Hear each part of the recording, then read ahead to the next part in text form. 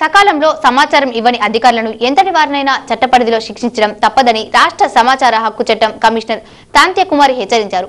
సోమవారం 3 రోజుల పర్యటన నిమిత్తం శ్రీకాకుళం జిల్లాకు చేరుకొని పలు శాఖల్లో పెండింగ్ లో ఉన్న కేసులను విచారించారు. ఎల్పిసిడి 130 ఒక మనిషికి ఇవ్వాలి లీటర్లు పర్ డే, కానీ మనం ఇవ్వగలుగుతున్నది 90% యావరేజ్ని ఇవ్వగలుగుతున్నాము, 90 mld ఇవ్వగలుగుతున్నాము 130కి గాను. కాకపోతే దీంట్లో గ్యాప్ 40 mld వస్తుంది. అంటే అవసరాలకు సరిపడంత వాటర్ మనం ఇవ్వలేని పరిస్థితుల్లో వరల్డ్ బ్యాంక్ నుంచి ఒక ప్రాజెక్ట్ తెచ్చుకొని ఆ ప్రాజెక్టుతో మనం ఇది వచ్చే 2040 వరకు కూడా సరిపడేంత కెపాసిటీతో మనం ఈ వాటర్ సప్లైని అభివృద్ధి పరుచుకుంటున్నాం సమగ్ర వాటర్ సప్లై పథకం ద్వారాను.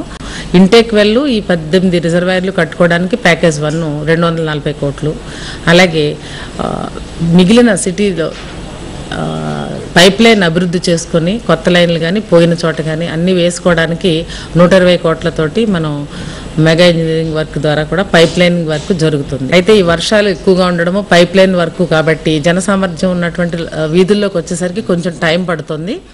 అవుట్స్కట్స్లో పని